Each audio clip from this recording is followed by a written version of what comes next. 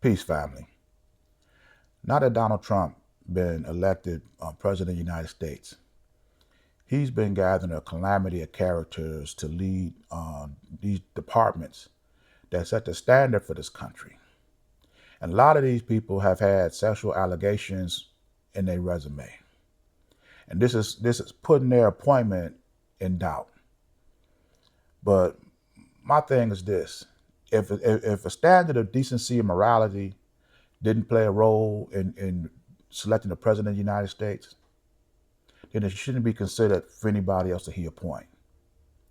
If sexual allegations is going to be enough to hold these people up from their appointment, if it didn't stop you from voting for Donald Trump, then don't say nothing to the people that he appoint. It's just bottom line, flat out. And this video is not even really about that. This video is about the fact that, and let me be the first to say, I have not listened to Donald Trump rallies, none of his speeches or anything. I just listen to what I see on TV. But I find it hard to believe that this guy was campaigning vehemently, talking about getting rid of the Board of Education, and then people still elected him. I don't care what your sexual past say. For you to campaign that you want to get rid of the Board of Education, make it obsolete, and replace it with 50 individual state mandates, I don't know how this person can get any votes. And then for Victor Ramaswamy to sit up here and say that you talked to him extensively about this, which means that you had to convince him that this was the right course of action to take. I've never heard Donald Trump talk extensively about anything. And this is a man that had 34 criminal convictions, felonies, been charged with different crimes, had a school shut down because he was scamming the people. And through all the court proceedings that this man has been a part of, I'm talking about Donald Trump, he has never used no extensive conversation, defense, or whatever to take the stand. He sat and it's his choice. Your lawyer or nobody can tell you not to do it. That is totally up to you. But for somehow you can convince these people to get rid of the Board of Education, but you couldn't convince a court of your innocence. Where was your power of persuasion when your innocence or guilt was on the line? What was your extensive conversation then?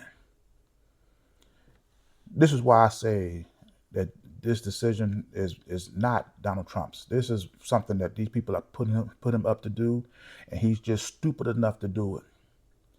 And you want to take taxpayer dollars, shut down the Board of Education, and use it to fund private charter schools. And you want to put Linda McMahon from the WWE in charge of it, a woman who already lied about her educational background. And this is who you want to. I want to see the history of this conversation. I want to see the etymology of this conversation. When did you first start thinking of this? And who was you having conversations with? I want to see how often you met with Elon Musk, Linda McMahon, Victor Ramaswamy before you got elected and decided this is what you want to do.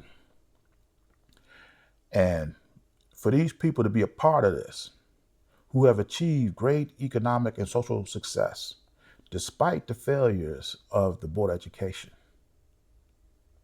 Now you want to take from the poor who pay taxes into the system and take it to fund private schools where you would probably be in charge of those and making money off of that. But see, the thing is, when black people, when we were dissatisfied with the system or what we were getting out of this system, black people built over 60 independent communities where we had our own schools. We had our own businesses. We had our own airports, we had our own everything. And we didn't take from nobody to do it. Here you got billionaires who don't even pay their fair share of taxes to begin with. It's not going to take taxpayer dollars to build private schools.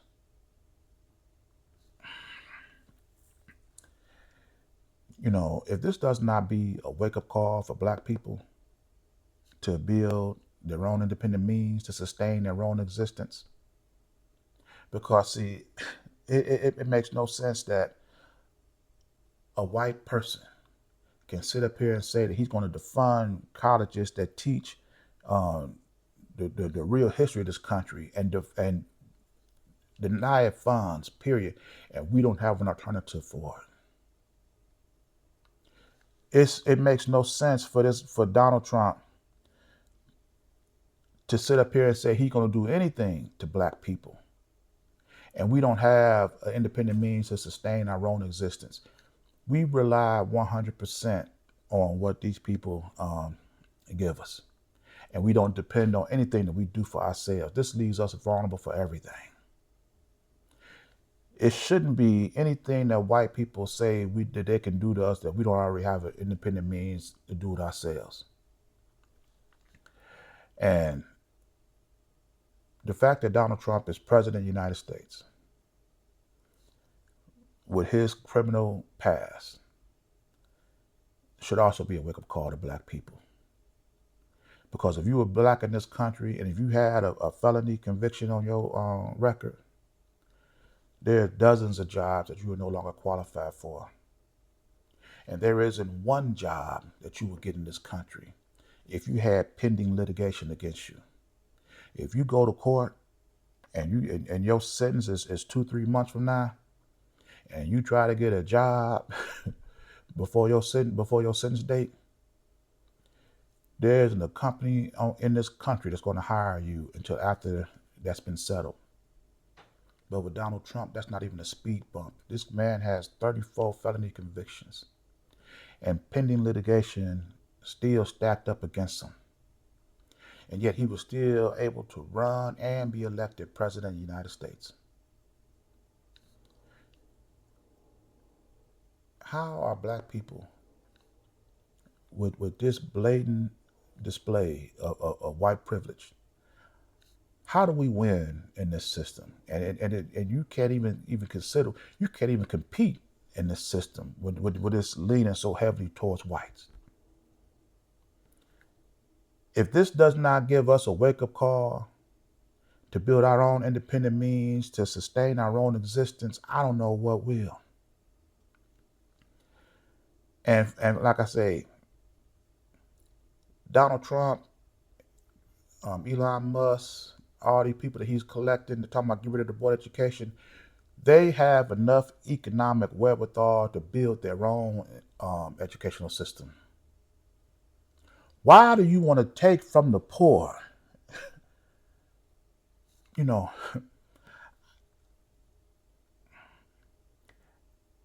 this guy was elected a couple of weeks ago. He don't take office until January 20th. There's got to be some type of way that we can. There's no way in the world that this guy can take office and with this agenda on your table and these criminals that you got ready to run these departments. I mean, I just don't see it. It just this makes no sense to me whatsoever. Black people, if we don't wake up now, I don't know what will.